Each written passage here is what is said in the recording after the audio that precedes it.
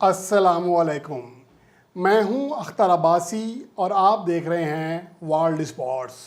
सवाल और जवाब का सिलसिला ईद की वजह से कदरे तातुल का शिकार हुआ, लेकिन एक बार फिर इसके एपिसोड नंबर 3 आपके लिए पेश की जा रही है, जिसमें कई अहम सवालात हैं, जिनमें बाबर आजम और मोहम्मद रिजवान की बाउंड्री पर बाल जो रेशो है उसका जायज़ा भी शामिल है, जबकि पाकिस्तान और भारत के दरमियान तीनों फॉर्मेट्स में मजमूई तौर पर खेले गए जो हेड टू हेड रिकॉर्ड है उसका जायज़ा और इसके अलावा और कई इम्पोर्टेंट सवाल जो हैं इस रिपोर्ट का हिस्सा हैं। इसके अलावा आने वाली किस्त भी तैयार है जिसमें मुख्तलिफ दीगर सवालात के जवाब दिए गए हैं, और जिस तरह सवालात और जिस बड़ी तादाद में सवालात पूछे गए हैं, मुझे तो यही लगता है कि अब हर वीडियो में 2 से 3 मिनट का एक सेगमेंट रखना पड़ेगा सवाल और जवाब का, ताकि तमाम सवालों के जवाब दिए जा सकें।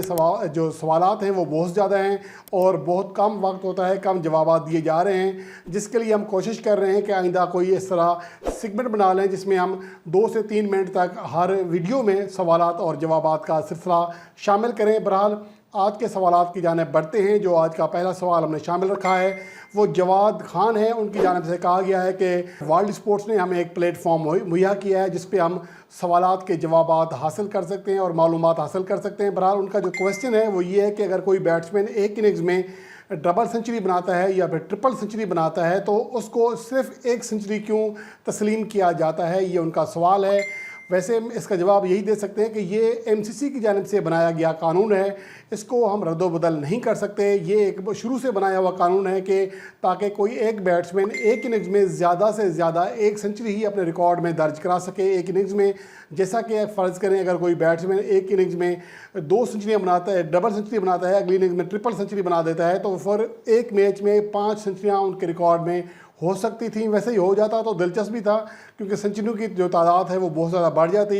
लेकिन बहरहाल ये कानून है कि एक इनिंग्स में आप चाहे 500 रन ही क्यों ना बना लें, लेकिन वो आपकी एक ही सेंचुरी तस्वर होगी। ये एमसीसी की जानिब से कानून है, जो शुरू से यही कानून चल रहा है, इसलिए हम इसको कुछ नहीं कह सकते। ये कानून ही है, इसको ऐसा क्यों होता है इसका कोई जवाब नहीं है। बहरहाल आगे बढ़ते हैं। अख्तर अब्बास अख्तर ने सखर सिंध से कहा है कि हमें आपकी जो वीडियोस का बहुत ज़्यादा इंतज़ार होता है, बहुत ज़्यादा इंफॉर्मेटिव वीडियोस होती हैं। आपका बहुत बहुत शुक्रिया, और हम कोशिश करेंगे कि मज़ीद जो मालूमाती वीडियोस हैं, रिपोर्ट्स हैं, वो आपके लिए पेश की जाएँ। और अगला सवाल है शिकारपुर से अब्दुल सबूर जुनेजो। उनका कहना है कि पाकिस्तान टीम T20 में और टेस्ट रैंकिंग में टॉप पोजीशन हासिल कर चुकी है, लेकिन वनडे रैंकिंग में कभी टॉप पोजीशन पर नहीं आई। हालांकि हमारे पास बहुत सारे बड़े खिलाड़ी थे जिनमें उन्होंने नाम लिया मियांदाद, मोहम्मद यूसुफ, इंतज़ाम उल हक, शाहिद अफरीदी वगैरह।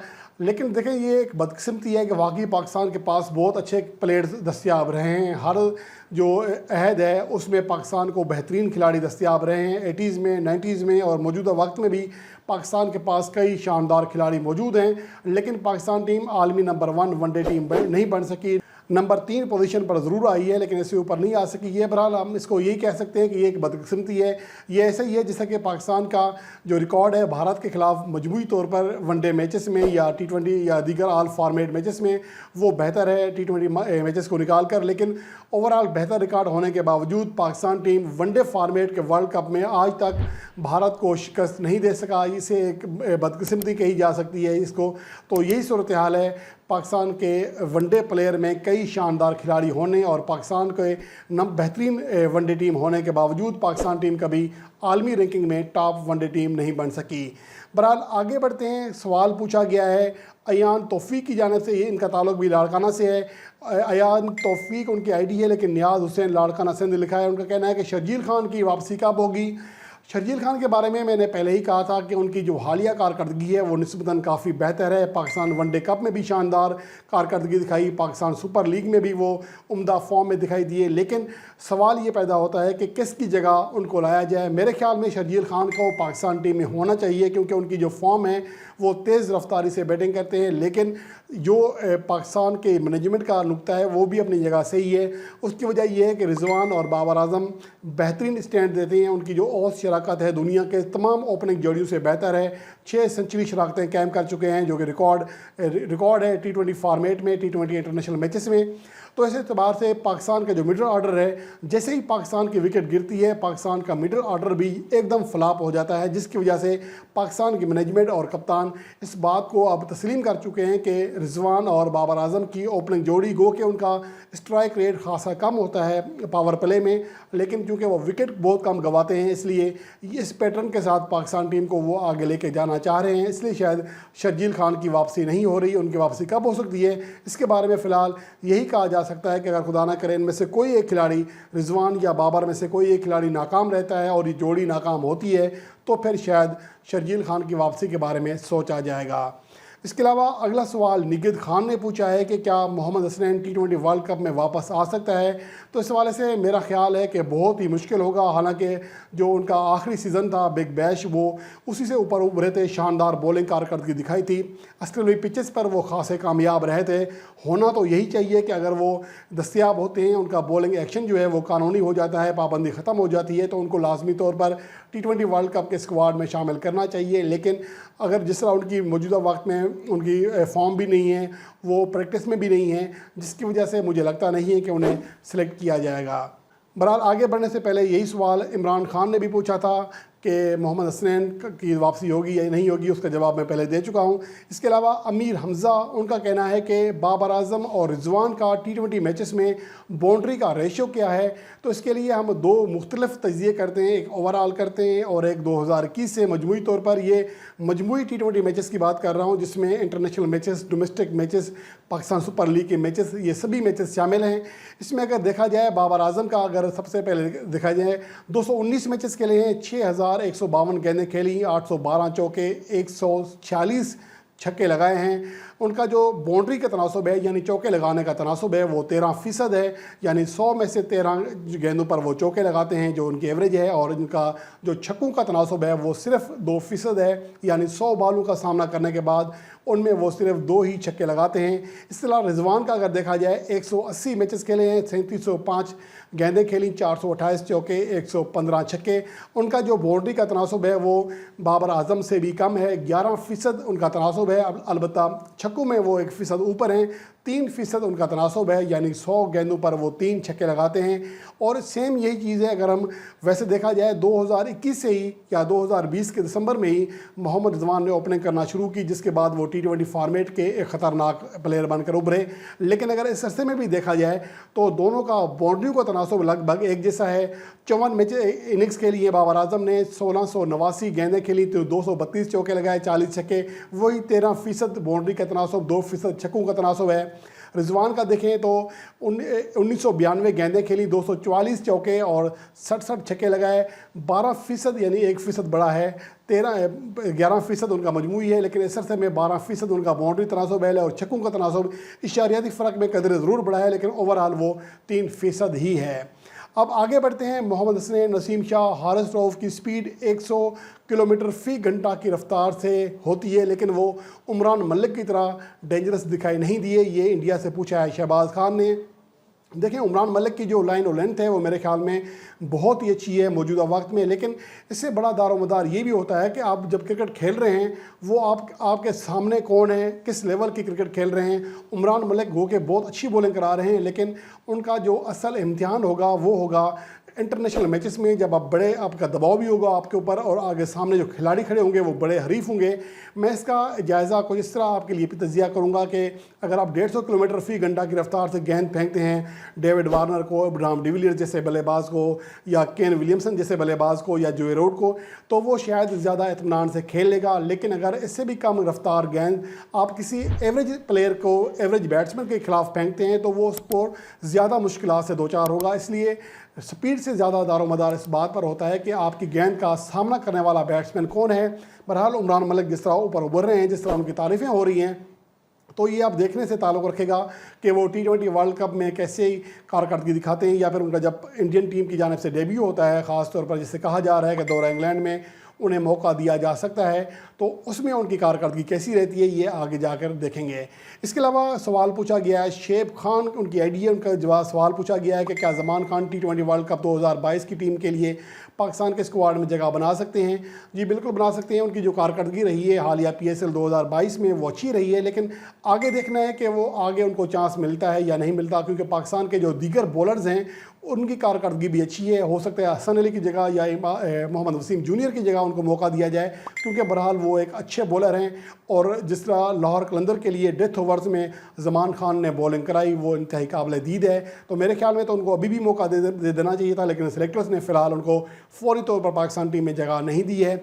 इसके अलावा फ़खर फरीद ने सवाल पूछा है कि अहमद शहजाद को क्यों नहीं खिलाया जा रहा, उनका जो एटीट्यूड है अगर उसकी वजह है तो फिर दीगर कई प्लेयर, जिसका हसन अली का भी नाम लिया और दीगर कुछ प्लेयर्स का, उमर अकमल का भी, तो उनका एटीट्यूड भी सही नहीं है। उनके अलावा ये भी कहा गया कि वो KPL नेशनल T20 कप और हालिया पाकिस्तान कप में अच्छी कारकर्दगी दिखाने में कामयाब रहे अहमद शहजाद, तो उनको कोई मौका नहीं दिया जा रहा।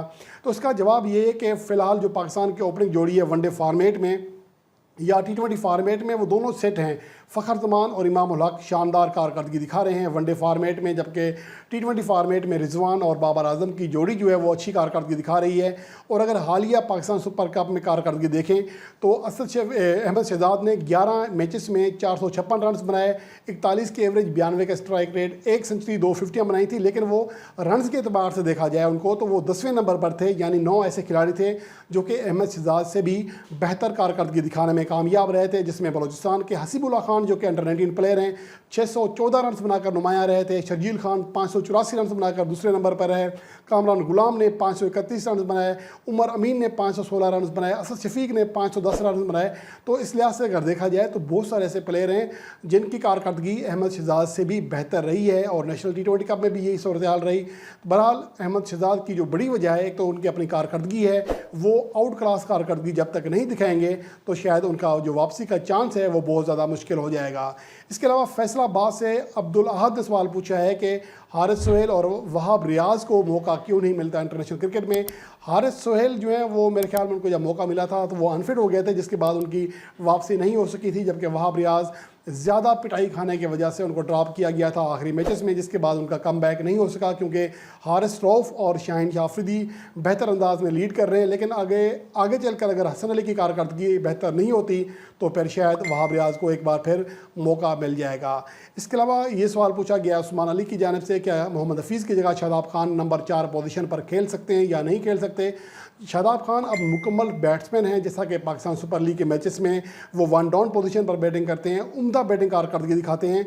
अगर वो फिट होते हैं तो पाकिस्तान की जो बैटिंग लाइन है उसमें ऊपर भी बैटिंग कर सकते हैं, ये उनका सवाल है, उनका जवाब है।